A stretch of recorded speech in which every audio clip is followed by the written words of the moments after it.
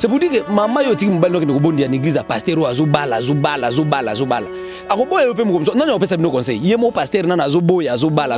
Est-ce que église oyo fondement nango ezanini d'abord base ya église eza d'abord mariage parce que mariage motezo permettre papa botiba na ba une église d'église de sali famille. C'est ce que l'église déjà yemo pasteur aza divorcé. Inspecteur général des divorces. Divorcé. Inspecteur général des divorces. Pasteur inspecteur général des divorces. Nous sommes awa frère nani divorcé. Frère wana mususu divorcé. Évangéliste wana divorcé. Pasteur nani divorcé. Quand est-ce qu'on a pas musicien? Banda ancien de Sayo nani Emenkanu divorcé. Matou Samuel divorcé. José Ndita divorcé. Francis Tatou divorcé. Yamaï Kalambai entre parenthèses déjà sous réserve, signature déjà sous réserve. Biloko wana biloko moko boy soit okuti yango pa basali ya Nzambe. Il faut total yango premièrement spirituellement. Bato bakomi trop na plaisir. Bato bakomi trop na plaisir. Tanga azu engagement wana et pas na Nzambe et ka divorcer, aki abali lisusu. Mais au divorcer pourquoi? OK bala lisusu pourquoi? Au divorce au bali lisusu, au divorce au c'est que yeba sinyo so ba mabe. Yenda abiete okozala ndoki so comme na niveau wana okozala ndoki okozala ndoki so comme na niveau wana okozala ndoki moi si wana mabe moi si wana mabe moi si wana mabe moi si wana yonde ka bien so comme na niveau wana il faut battre l'état d'âme na yo mamolanga koza na raison mais pas il faut battre l'état d'âme na yo mamolanga koza na raison mais pas savez ezana ba makamu susu ekomelio na bonzoto boye to pesio raison mais na molimo za na tort na bonzoto boye to pesio raison mais na molimo za na tort et tout ça na mboka oyo bon tout ça na moment oyo par rapport à tant aux autres traversées comme moment où la Bible les autres scandale au côté de l'église mais malheur na muto côté scandale bas scandale les a déjà bas scandale les au côté déjà pasteur Asali Boye bas scandale wana ezalaka yango nazo bisa bana na Nzambe si vous voulez contacter un pasteur ou un prophète prenez le temps de prier parce que za bana na Nzambe belelo bazana se ya joug ya fanatisme joug ya bon omoni to mesana déjà na pasteur na biso nyoso ko ye ya azaka pasteur na biso bo kendeli felo na pasteur na bino tikala ko yeba so moni muto ana tort ba pesi raison to azana raison ba pesi tort yeba que c'est un message nzamba o pesa donc muto famille ki bisa.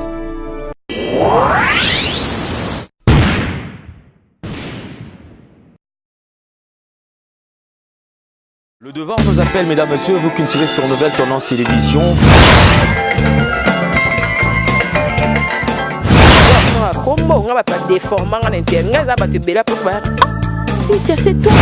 Avantage de la spiritualité, c'est que la spiritualité est tant qu'il y a pouvoir absolu.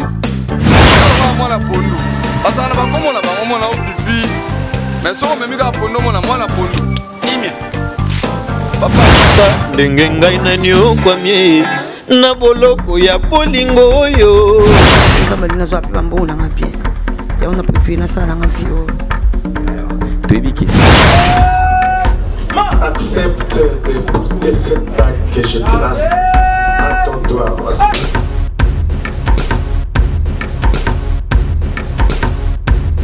Vous nous suivez sur Nouvelle Tendance Télévision, culture d'excellence au rendez-vous et sur Alain Délé TV également. Abonnez-vous massivement. Bonjour, bonsoir, cela dépend de l'ère à laquelle vous suivez. Mesdames, messieurs, vous qui nous suivez sur nos antennes, je crois que tout le plaisir est les nôtres. Aujourd'hui, comme d'habitude, nous disons clin d'œil spécial à tous ceux qui se démerdent matin, midi, soir, afin que cette chaîne puisse aller dans une évolution comme il s'y doit. Merci au sponsor officiel qui n'est autre que Yadjanissi Tantongan Pouto Bangamituri depuis Switzerland. Merci à un homme réglo. Merci également au colonel Freddy Lubunadio. Infiniment merci à Chouchou Natati, la véritablement femme d'affaires. Merci à Malorista congolaise Malelo, JL Lukombo de Genève. Merci à Claudine Boussaou, Mami Mwanda de Genève également. Je te salue. Merci infiniment Nabino Nyosoto. Alors, comme d'habitude, nous allons encore reprendre l'homme de Dieu avec qui Tomeka Kosola, moi, Makambozo, tout autour, il y a Basali Nanzambi. Alors, je crois que, comme vous le savez, il y a eu quelques publications concernant prophète déjà au boye dit Lod Lombo, donc pasteur Lod Lombo à Philadelphie. Oh, ça la direct nae, mais quand il y a direct nae, vous avez suivi bah propos au Atenaki. Alors pour bande ko belé bah mon yango lokola peut-être azo kitisa l'opposé ya baindo azali maloba Atenaki zaki tellement cru, ezaki maloba koka ki ko tenir en tant que serviteur de Dieu. Alors de l'autre part bande comme ça lobi ki ezali sentiment, c'est-à-dire kota ki na sentiment bande comme ça justifiant opé ezali kaka justement ambiance, il y a direct, il y a certains serviteurs de Dieu qui ont toujours l'habitude, pendant ma prédication, ça rappelle moi côté comique, c'est-à-dire moi ambiance, moi boye, pour ça là qui batuba la mouka, batuba c'est comme un dame. Mais apparemment ils allaient un jeu moi ils allaient qui peut-être à côté de la plaque. Et si c'était ma réaction, les bandes de Kobele va comme traité d'un occultiste, motumongo déjà boyé à soloté, bande comme ça dure qu'il y a eu beaucoup de dossiers tout autour de ces serviteurs de Dieu. Alors Tommy Kampé Mbappé, moko na ba o yazala rapé na moi franchise moi azara un peu direct na malobanae. Toi Mbappé quand même ce qui réellement à mon acquis réaction des alinini. Prophète Marcus, bonjour. Bonjour, Nabandikon Swazolanda biso partout. Zambalola Pambola Bango, bonjour, vraiment Zambalola Kansela Bango. Et Bele Bazolanda biso, na tongo na butu na midi alelo. Zamba Pambola Bango. Merci prophète Marcus, je pense que réseaux sociaux ça la rappelle de temps à autre bois rappelle moi coup de coup na otala ranenge nini ba publier na ba page et tout consort et ali moko ya basali na nzambe moko na bino ba otay ko poster je crois que tout autour na ye et si c'était vraiment polémique makambo ebele pasteur Lod Lombo hein, que nous saluons en passant oti okuta na pena na moi likamwa na ba te ko publier pour na tina na kolba que non ba propos les ala ki malamoté je pense que otala ki vidéo et puis vidéo je crois yango tout à l'heure ah wazo tchela biso bon avant de réagir je crois que prenons d'abord ces images et puis tozonga simapo to continue. Regardez quand même vos teints. Toi tu es noir comme la braise. Tu épouses une femme noire comme le séjour des morts. Mais c'est quel genre d'enfant que vous allez faire? Vous allez faire des enfants où on n'arrive pas à les voir. Et l'on dirait Boutou. Comme on dirait la nuit. Il ressemble à la nuit. Son teint c'est comme la nuit. Non, il faut quand même aussi voir. Il faut voir quand même. Toi tu es noir. Il faut quand même voir. Elles ne sont pas trop noires non plus. Et tout. Voilà. Quelqu'un de clair. Un petit mélange. Voilà. Café au lait. Voilà, tu vois. Et puis vous aussi, quand vous vous mariez. Regardez quand même vos teints. Toi tu es noir comme la braise. Regardez quand même vos teints. Toi tu es noir comme la braise. Tu épouses une femme noire comme le séjour des morts. Mais c'est quel genre d'enfant que vous allez faire? Vous allez faire des enfants où on n'arrive pas à les voir. Et l'on dirait Boutou. Comme on dirait la nuit. Il ressemble à la nuit. Son teint c'est comme la nuit. Non, il faut quand même aussi voir. Il faut voir quand même. Toi tu es noir. Il faut quand même voir. Elles ne sont pas trop noires non plus. Et tout. Voilà. Quelqu'un de clair. Un petit mélange. Voilà. Café au lait. Voilà, tu vois. Et puis vous aussi, quand vous vous mariez. Regardez quand même vos teints. Toi tu es noir comme la braise. Prophète Marcus, tout à l'heure image. Réaction à eux. Vraiment réaction dans les alliés que premièrement les alliés réaction où n'a s'adresser n'a pas homme dédié nyoso. Je suis un prophète. N'a s'adresser n'a pas homme dédié nyoso. Savez, ils ont pas makamusu so ekomélio. Na bonzo toboye, to pesio raison. Mais na moli mozana tort. Petit kala koyeba kezana ba makamusu so ekomaka. Nzamba linga zongisa mutu na nzela. A exposer ne loko moko boye. So pour étudier on comprendre que il a raison, mais ba pesi tort. Donc tikala koyeba ke so moni mutu ana tort, ba pesi raison. Toi azana raison ba pesi tort. Yeba que c'est un message nzamba opesai. Donc mutu famille kebisa. Dieu parle tantôt d'une manière, tantôt d'une autre, mais l'on y prend point garde. Ça, c'est la Bible. Je pense que dans ma Kamunde, quand on a lobby, so tali bien vidéo. Ozomonake, azalaki penza na esprit te ya ko dénigrer l'opposo mwindu. Mais ba propos o ya bimisi, nde zalaki très grave, ou ezalaki na sentiment mingi. Ozomona. Voilà qu'on soit exemple ya ke oza mwindu lokola. Et qui est déjà bien té. Aux un exemple et l'eau mutuazaleli mwindu. Aux mobali opaza mwindu lokola. ozomona na kati na molimo ezate sentiment de lekaki trop ya on a webisa ba homme de Dieu pe bande ko belé bazolanda biso pe bana nzambe so balanda biso partout dans le monde omoni ma nzambe za ma sentiment te okoza loloba blo musu batu babetela ko maboko meza eloko musu koloba muto obetela yo maboko te. Je pense que tant on peut toloba babiloko wana tikala ko yeba qu'il faut la remplir du Saint-Esprit parce que na c'est à Saint-Esprit ezan bablo musu na loba sali batu pasi mais Saint-Esprit sali ka ki batu ba avaler yango bongo pour na loba qui est guidé par le Saint-Esprit. Mais lorsqu'on dit quelque chose, on est guidé par le Saint-Esprit, c'est là qu'on a sécurisé. Donc il faut côté. Donc il faut tomber la moto. Ndenge moko batu nyo so ba landa biso fo ba ke télévision mona ratoyaka o ba réseaux sociaux o.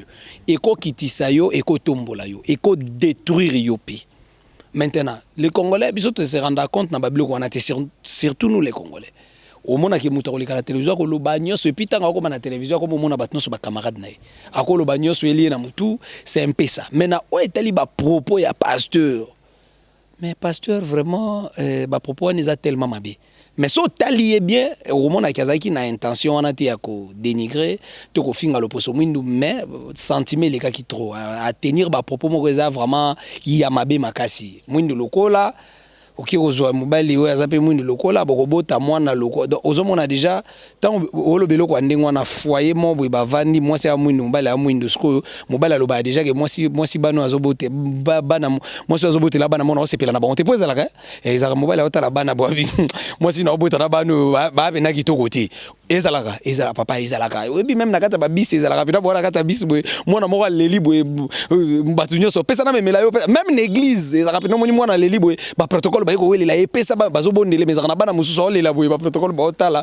donc c'est que mwana kitoko ti ezalaka donc mutu déjà lo bango na kata mutema na bi mwasi bano bana mwasi abotela nga awasepela na bango te yo bakisi eloko bon yo siko pasteur yo bakisi eloko ndengwana. Mais en fait prophète nani côté comique na kati ya ba prédication est-ce que ça mabe parce que surtout lui na mona msusu voici l'homme na mona appelé voici l'homme deux fois monique na maté na ye moi c'est longi mabe yo parce qu'on a lobi boye on a lobi boye voici l'homme alobarango ouais ba c'est longi mabe net créer problème c'est là voici l'homme alobaki lo moko bi to futela na lupango moko abi to en église papa moko ya zotomboka libanda moi si na ngai lelo bolukela ngana pasteur moi si na ngai ko fana ndaku tazo sala te abi tango bakoti selinga papa ngosiko na ibi moi si nete sko na bisi bato bobenga papa nini ote papa reprocher voici l'homme agangi le tanga ki abi bobengela nga mobile mama o mobile na uti oganga abi tango ba bengelinga mama wana ye na tali mama na bi mais oyo atabotikeli papa lupango au voyager papa le panga ko tsheli to ite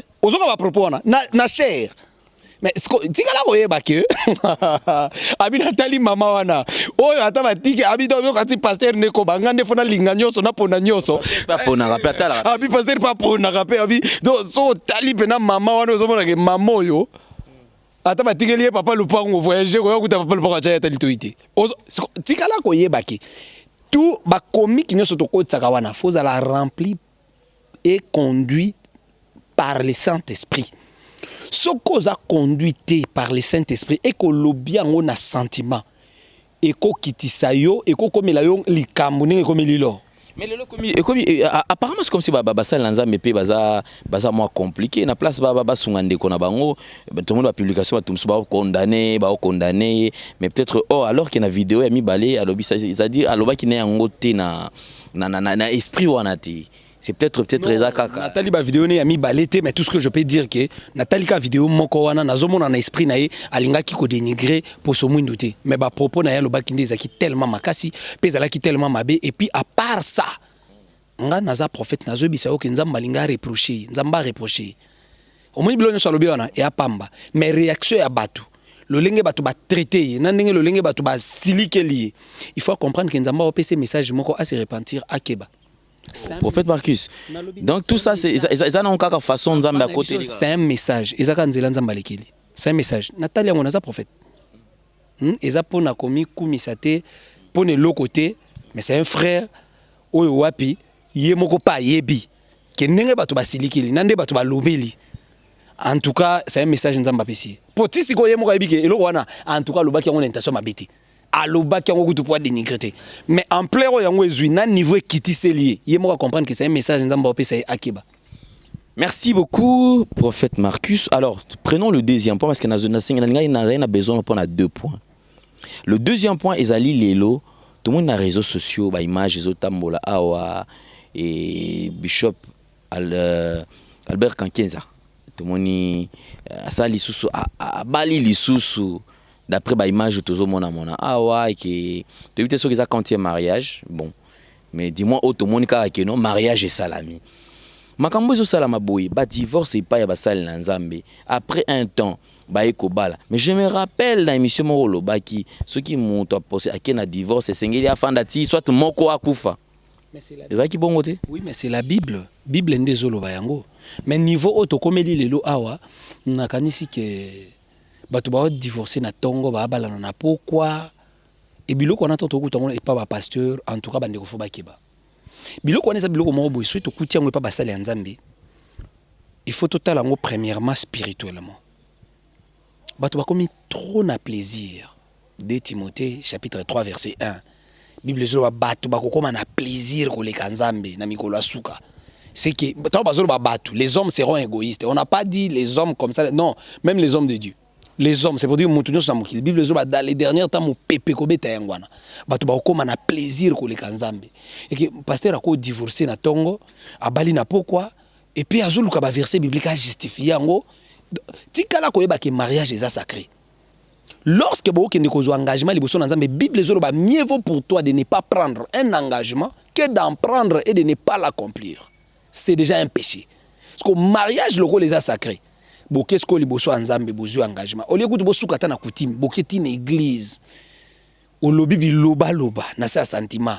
Mbal nanga, yé pas lobby moi si nanga. Na tongo moko bo esimbité. Bolongoli balliance bobwaki pasteur aka abali lisusu te nandimite ke tibiloko wana ezosalama esalama na église soki esalama na église pasteur wana se repentir. Je me pose la question, prophète Marcus elingi koloba verset oyo tangela biso basali na Nzambe na bamonaka yango te? Non, c'est que omoni lelo nde toza boye toza na mboka oyo bon toza na moment oyo par rapport à tant aux autres traversées comme moment oyo Bible ezolo ba scandale ekota en église mais malheur na moto okota scandale ba scandale eza déjà ba scandale ezokota déjà pasteur asali boye ba scandale wana ezalaka yango nazo bisa bana na Nzambe. Si vous voulez contacter un pasteur ou un prophète, prenez le temps de prier parce que za na bana na Nzambe belelo bazana se ya joug ya fanatisme joug ya bon omoni to mesana déjà na pasteur na biso nyonso ko ye ya azaka pasteur na biso bokendeli felo na pasteur na bino tanga azu engagement wana et pas na Nzambe et ka divorcer aki abali lisusu. Mais au divorcer pourquoi? OK bala lisusu pourquoi? Au divorcer au bali lisusu au divorcer au c'est que yeba sinyo so ba mabe yenda bien te okozala ndoki so comme na niveau wana okozala ndoki moi si wana mabe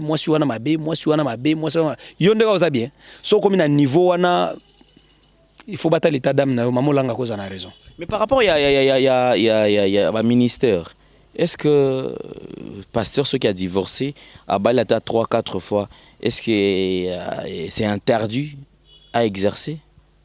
Donc okinaye te omoni lelo oyo nakati mboka na biso tozana bato amibenga archibishop archipape so yoki muninga lo bishop ya binga fo pape po mata nga major côté donc côté major donc nga lieutenant major so na ba titre wana okuta ke mutu ye moko nanu azana nu visionnaire église na yo ebisini akoko ma politicien ako détourner mbongo azongi pasteur yo ebisini o a pasteur azaki na mafia mo yo ebisini. C'est pour dire que ndenge za wana biso photo éclaircir bana na Nzambe ke bokeba pasteur o azo divorcer se remarier yo frère obondele pa na c'est que yo pour divorcer ko se remarier. C'est pour dire que maman yo tiki mobali no bondi en église a pasteur o azo bala akoboya yo pe mo non pesa bino conseil yemo pasteur na azo boya azo bala est-ce que église oyo fondement na ngweza nini? D'abord base ya église eza d'abord mariage parce que mariage motezo permettre papa boti bana ba une église d'église sali famille. C'est ce que l'église déjà yemo pasteur aza divorcé inspecteur général des divorces pasteur inspecteur général des divorces. Ndozo mona awa frère nani divorcé frère wana mususu divorcé évangéliste wana divorcé pasteur nani divorcé kota ce qu'on a ba musicien banda ancien de sayo nani Emenkanu divorcé Matou Samuel divorcé José Ndita divorcé, Francis Tatou divorcé. Il y a Mike Kalambai entre parenthèses déjà sous réserve, signature déjà sous réserve. Donc tu es au bon de la pona. Non, moi j'ai pris pas divorcé, pardon, j'ai pris. Donc basé belé, divorcé. Donc Louvois divorcé. Au moni mususu alobi kombo na batanga te. Egoya. Ozomona school. Biloko wana ya ona bisaka yo même ba musicien au mona ba oyembela nzambe wana ebele ba yembela ki nzambe me ba koma ino basali nzambe te. Yango moni eza danger muta uta na koyembela nzambe ba moka koma pasteur po ebele ba yembela nzambe. Bison tozana ba musicien église ba betaka wana ba yembaka so tali bango bien. Au mona pena que même maté na te akawa. Fona zwata côté ya ba musicien. Ba obeta na église ba oyembela nzambe mais so tali bango baza vraiment nanu ba pagano. Ndenge wana peza la kasali album ayebani azui succès. Bato pe bakoma okende pa na frère bondela po na nga po ayemba bien. Nzoka ndaza mo pagano. To ka oyeba siko ka toma makambo ni komaka. Yango no moni basala nzambe nyoso. Na ba o babali, na ba o ba divorcer. Surtout ba o bobali nante. Faut pas jouer avec les mariages. Ministère 50% ya ministère vanda na mariage. Ce ka mariage est comme affecté pas esili. Ministère amutu bandi okende na kokoya. Tala ba pasteur nyoso ba divorcer wana ba se remarier wana. Nyoso wana yoko tanga ba komba. Oh, bongo baza su ba pasteur openza lelo mutu ko uta Angola. Bon, tolo baka bon. Mutu uta Angola yawa. Aye na malade. Ndeko na ko yebise kende pa pasteur wana. Ndeko na vana na nchasa ko tinde kuna kende pa pasteur na balukelo nzambe. Tala ba pasteur nyoso ba divorcer o mona ke ministère na bango ezwa déséquilibre makasi. C'est pour dire que ba o ba divorcer na onte. To soutenir ba on a prière neti bandeko mai kalamba yona ba divorcer te. Et ça va problème il y a qui bon et bimaki na réseaux sociaux mais tout soutenir ba on a prière ba divorcer parce que divorce c'est le comme boyer et même ma malédiction premièrement ils ont ba conséquences belé mais avant ba conséquences au bana ba kokutana nango oyo yo moko okoma na instabilité oyo moko eko landa yo na vie okomi na histoire moko papa bana nanga maman bana nanga c'est pas propre et après avant on a déjà osana problème na nzambe parce que auquel liboso na nzambe au lobby pour les meilleurs et pour les pires au monika eloko wana ndeko til felo ka eloko wana. Mais c'est la Bible, mieux vaut pour toi de ne pas prendre un engagement que d'apprendre de ne pas l'accomplir. L'air en haut, frère, ils ont divorcé. Frère, ils ont célibataire. Ils ont une église, l'air en haut. So monique moi si et aussi mbaté tikai. Ko bala te po moni, batu bazo bala le na se ba intérêt hein. O moni ba mabala surtout so tali ba mabala ba pasteur na ba musicien na tangi ba kombo. So landi ba mabala na bango bien. Landi la pendo kuta ke ebele ba bala na intérêt. Moi si azala ki famille ya après 30 ans. Un pasteur a dû, je me rappelle, dans une des prédications, pendant un moment, il y a conseil à lobby, je préfère au changer 22 fois fiancé qu'au divorcé. C'est-à-dire, période de fiancé, j'accepte encore et s'imiter au tikanayo. Comme le Saint-Esprit, au Saint-Esprit, au changer au tikanayo. Que aucun ne soit engagement liboso nanzambe liboso ya l'état et après le bolo que non divorce il peut avoir raison nzamba pambola il a raison non pasteur Marcelo bonjour ça pasteur Marcelo nzamba pambola te omoni na fiançailles besoin d'un engagement liboso nanzambe te mais attention fiançailles est reconnu na Bible fiançailles est reconnu na Bible c'est pour dire que lorsque vous avez déjà na fiancé na période où si tu commences déjà à faire du mal à tricher attention nzamba beta déjà parce que Jésus a botami na union où ezala qui a fiançailles. Ezelo bato ba baraté. La Bible dit Marie fiancée à Joseph. Marie s'est retrouvée na Zemi. Donc Bible est reconnaître fiançailles. Donc et puis to rolobi la fiançailles na étape oyo et comme que mobali abimé pa baboti asali mo eloko azui geste ba reconnaître fiancé. Lorsque les gens libanda na simanda ko wana ils en ont reconnu. Mais ceux qui ba famille ba reconnaître comme ce fiançailles. Ce ko fiançailles wana ateza ke ba para ba reconnaître rango soko moni déjà que mobali oyo moi si comporter malheur na vie na yo mieux vaut changer à 33 fois yelo ba 22 fois 33 fois changer na yo kata na yo kokota na mariage te polo bi pesa biso ba raison oyo ya kana basi 2 mois après 5 ans après yena moi si obali moi si mususu pasteur il faut se repentir na regretter. Merci beaucoup. Alors, je crois que nous allons chuter parce que je vous avais dit on ne va pas le prendre beaucoup de temps. Alors, Lilo, n'a rien à besoin de tout ça l'exercice, mon Roboui. S'il faut s'adresser aux serviteurs de Dieu qui sont impliqués dans la situation Oyo. Message nini au qui copie ça na bango. Ota la caméra, il y a leader lui et au solana bango. Mais ça juste pour na bango, ceux qui sont impliqués na ba dossier nyon surtout et à divorce, les lomoisi oyo lobby oyo abali mwana ya batu après a changé à na famille boye a moni que pouvoir ici a longo a changé, azai moi c'est ministère té et tout consort, les lo muto ceux qui 10 fois mariés a besoin continuer à kobala la sous. Merci beaucoup. Nakanisi ki ba homme de Dieu nyon so ba Holanda biso. O surtout ba Holandanga a ezaka bandeko baza na Congo en face na Congo na biso parce que bango nde bato ba oyoka lingala bien na kansi ya Zambie ba oyoka te ya Rwanda pe na ndimite ke ba oyoka ka ya Congo en face na ya Congo à Kinshasa na Angola moko moko. Il est temps au discipliner vie na yo parce que lorsque vous échouez dans mariage tikala ko yeba ke même ministère na yo ou abrégé yango et kende sous liboso te. Donc au sala yango te po ba ebisi yo sala ko sala yango pété po matio na sentiment tikala ko yeba que soki ka ministère na yo et koti na liste ya ba divorcé to divorcé au bali o lingo divorcé so bala tikala ko yeba que yo faut obanda ko réparer na Nzambe. Donc so Nzambe ayokeli yo mawate mukilata ba betelo maboko non pasteur o sali bien omoni mwasi na yo pe impolitesse ezala elekaki ndeko ba conséquences ezali oyebi pasteur oya divorce ki soit disant bakanga mwasi na kindumba mais ala nango pe lukuta oyebi tala vie na elelo c'est que yo mutu divorcer non te zwa maele. Merci beaucoup. Là, c'était un message assez particulier par rapport à Ndeko, tout les serviteurs de Dieu impliqués dans Katia, ceux qui sont concernés en fait par rapport à dossier Oyo. Alors, message n'a pas tous ceux qui sont victimes, ceux qui ont été victimes par rapport à Makambo Boye, à côté d'un serviteur de Dieu, à Notanga, à Linguié, à Kekobalae, après un temps comme Bololo, Batiki Nabana. Misusu baza lelo ba se retrouver dans l'Afrique du Sud, misusu baza dans les pays voisins. Awa balina ba traverser moment moko ya peine. Et lelo et comité na niveau ya kotinda bango ba ina Nzambe. Pourquoi? Parce que le Dieu o ba présenter avec bango ba monier na misalati. Pe na kanti ke bana bandeko nso basi ba Holanda ngai partout Nzamba pambola bino tikala ko yeba ki libala ya pasi makasi na monde ezaka ko bala homme de Dieu.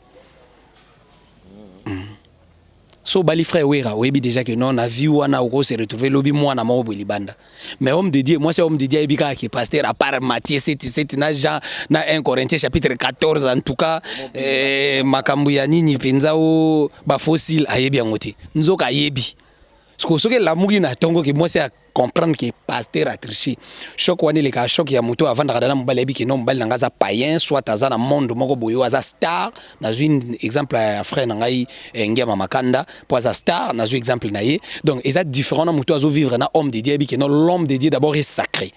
Donc azo zo non à côté wana comme il est sacré c'est pour dire que ils en a bablo mso ko touché mais il se réveille un matin ba ebisi que non bana mo mi balé bazaka na ba Congo abotaka ka panda ke bozana yi tu vois yango no monisko yo bana na Nzambe ezate parce que babengi mutu prophète to babengi pasteur ndezo rassurer ke soka bali yo kozwa kimia wana eza moko babiloko ba sœur belé ba se tromper alelelo sko bakomi kolela ya bando kanza ke soka bali pasteur lokola pasteur akozala na kimia te bazo benga ye homme de Dieu d'abord homme après Dieu donc azana mutu lokola batu nyonso après bonzambe kokota kati na ye. Donc comme ce qu'on remplit de l'esprit ce qu'on a katinango tikala koyeba ke moi si ya homme de Dieu moi si ya pasteur azala préparé par Dieu azala préparé par batute c'est pour dire que yé moko pasteur soki déjà osali choix mabe et ko bali na sentiment de na utolo ba intérêt pour moi si azana mbongo pour asalaka pour azana ndenge lelo na yoka ba pasteur beleo pour moi si ana poto ya wapi moi si a comme melo bonheur Nzambe a préparé kai azana côté azala raté oté po asala ka po azama so sali ka choix ya bongo do bokinde pas été quelque part bosuka bo divorcer d'abord problème il y a ba divorce même chez les hommes de Dieu même chez tout le monde ils ont d'abord un choix ba choix ezaka makambo ya prière te allo prophète na lingo bisanga soki raf azamo bali ya vinanga attention choix ezaka makambo ya spiritualité te yo moko déjà tango zo vanda na mutu yo moko tango vanda na mutu otala déjà ki mutu ndeno fanda na ebwe na lingie ye pas linginga et puis na omona déjà que to vanda bien yo mo sali choix ce que biso tozo ya na prière papa na memeli wa lendele lendele OK ce qu'on ngana bandi prière Nzamba lola est-ce que lendele ti ba vanda 50 ans au balukila été osundoli na bana te prière yaka okota ni tape wana ozomona parce que mutu akomona 50 ans 10 ans eza nzambe biso tokobondela mpona kosoutenir badanger nyonso koya mais que lelo toza ote libala epanzani parce que prophète a prophétisé que mwasi wana aza ya vini te mobali wana aza wana eza baventure nzambe akotaka na libala mpona koakompagna ngo choix etikali ya yo moko parce que ntango nzambe akita na jardin aotuna Adam wapi boza wapi oto obatama bobatama poani ote to nzambe binanya yebisi bino boza bolumbu Adam yebisa nzambe kasi mwasi opesa kinga depuis réponse wana da pesa nzambe kasi mwasi opesa kinga nzambe apesa asu mutu mwasi te ba pasteur boti ko pesa batu basi nazana ba divorce belé na téléphone ngawa moni papa pasteur muta convaincre nga ke frère wana za sérieux papa tara ma frère wana salinga ba pasteur ba koma ba commissionnaire ya ba mabala ça faut éviter libala les engagements moko sacré wo ko baby sa via mutu na seconde via mutu baby ozomona donc déjà à partir de là baser nyonso ezaki bakutana na babiloko wana na lingaka pasteur après sundolinga na bana ba déception ba pasteur ezebele tikala koyeba ke en dehors à pasteur il faut étudier la personne. Merci beaucoup, prophète Marquis. Mesdames et messieurs, nous le prenons en partie, mais vous pouvez aussi continuer à le suivre les différentes prédications, bien sûr, par rapport à l'homme de Dieu, prophète Marquis. Alors, désormais, il a également une chaîne, pour ceux qui voudront peut-être continuer, prophète Marquis TV. Désormais, suivez-les sur prophète Marquis TV. Je crois d'ailleurs de temps à autre, là, pour une large diffusion, parce que là, vous avez le temps à reposer des questions, mais en ce qui concerne les émissions, il est tellement prise en partie, réduit parce que la télé aussi c'est le temps en fait, c'est la question. Tant aux gens qui répondent à réagir par rapport à Makam Oezo les Kana, donc ça dure 2 points. Alors pour l'autre aussi qui ça, message j'ai tout aux occasions. Oui, tous en service moi comme Kassi ou les délivrance des esprits diaboliques. Oui, puis je crois que Senganayo opposait beaucoup de questions pour Nako Sunga Bandeko Bazan Andaku, délivrance des esprits diaboliques, ils ont 21 jours de prière pour tout le monde où ils se sentir envoûté, ensorcelé, dominé, possédé par un esprit. Prière yango ebandi. Je crois déjà bandeko bako s'abonner na chaîne Nabiso Marquis TV, ba on a déjà ba témoignage, ya ba tamaboma o nzamba bikisi, ya ba makambo nzamba sali ya bato bazaki possédé, dominé parce que Bible zoloba un jour Jésus prêchait dans une des synagogues, là s'est trouvé une femme possédée d'un esprit qui la rendait infirme depuis 18 ans. C'est pour dire qu'il y a un esprit mauvais, ce qui est dominé, et possédé, et qu'on rendre malheureuse, et qu'on rendre célibataire, et qu'on rendre chômeur, et qu'on sala haut, et qu'on sala. Et Batubele se retrouver dans Bamakambwana comme cette femme à Koutani na kata synagogue, bisika mate ezoleka, bazote ya main, yesu pa yewana, yesu a remarqué qu'il y a une femme là possédée, mais ba pasteur ba mesana kinayi. Ba pasteur ba mesana kina situation mamoté, ma sœur, Olandanga, frère Olandanga, au traverser ba moment encore difficile, vina yo comme compliqué, au comprendre pourquoi makambezo beba. Yoza mutuba yebisa yote que non chercher premièrement les royaumes d'ici. Les royaumes d'ici c'est accepter Christ. Vous acceptez Christ, vous marchez dans la crainte de Dieu, c'est ça chercher les royaumes d'ici. Soko longue une étape wana et qu'il y a rien qui marche dans ta vie, osa bloqué, anenyo so sala ba avortement, vie na yo so compliqué. Bana nyo so sala ba avortement, ba cause la ba pasteur, ba cause la ba ministre. Mutoye bisote ko tout concours de ce qui aime Dieu. Nzambo ya lola oyo. Soko lukia opesa yo solution na likambwana. Délivrance des mauvais esprits diaboliques parce que moni lelo ba chrétien, ba problème na bango ba komo komisa nzambe. C'est roba la te poani papa volonté nzambe.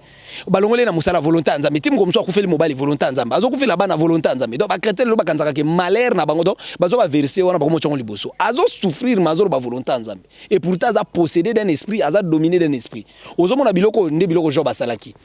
Bazoye bisa Job que l'effet de l'Éternel est descendu et bomi biloko na yo nyonso mutu apesi non message apesi mabe abisi l'effet de l'Éternel donc pona Job moto wana nzambe ndati ndiango Job afuka ma bandi kolela solution zo yate bana bakufilizo pourquoi ya bando kanza moto wana zaki nzambe or le diable un esprit diabolique ekotaki déjà pona komema ba perte na vie na ye neti na semaine oyo toza na soutemo eza délivrance des pertes donc na sala kamena zo perdre parce que tikala koyeba ke perte yaka musala te ezaka fiançailles te mais il y a d'autres personnes mitukanyo so sombe matali kola mabanga tikala koyeba ke ba mitukanyo so mona na ba garage wana ba mekanse ba kindo somba ngote eza mutu asombi atambula nango so tapesa bana ni batambula kindoki ko beta ngo nduki pan lelo pana lobi pana kena okuna mekanse bise changer akokita tiki ba congélateur no so mona pas ba réparateur ba somba te mutu ako chango na ndako esprit ba perte la ndi détruire le commerce détruire le aketiki pas réparateur. Merci beaucoup. Alors, c'en est fini pour aujourd'hui, Prophète Marquis. Alors, vous qui avez besoin de les contacter, les numéros est enfin affiché là, juste au bas de vos petits écrans. Vous pouvez le contacter à tout moment et vous aurez la continuité de ces enseignements, vous aurez la continuité de notre entretien. Vous pouvez poser toutes les questions possibles et puis il sera très, très disponible pour répondre. Merci beaucoup. Nabondeli pona bande konso balanda kibiso. Éternel Dieu de ma vocation, Dieu de mes alliances, le Dieu des impossibles. Papa maman nyonso azwaki moment oyo na se ya problème na motema na ye, na douleur na chagrin, na stérilité na malade, na combat dans la famille, dans son mariage, dans le lit conjugal, à travers prière oyo à trouver solution au nom puissant de Jésus-Christ de Nazareth. Amen.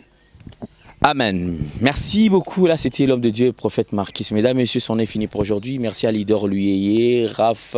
Merci à Judith Ndombassi. Et merci à Serge. Merci également à Jordan Panzou qui réalise cette émission. Alors, portez-vous bien. Bye bye. À la prochaine. Ciao.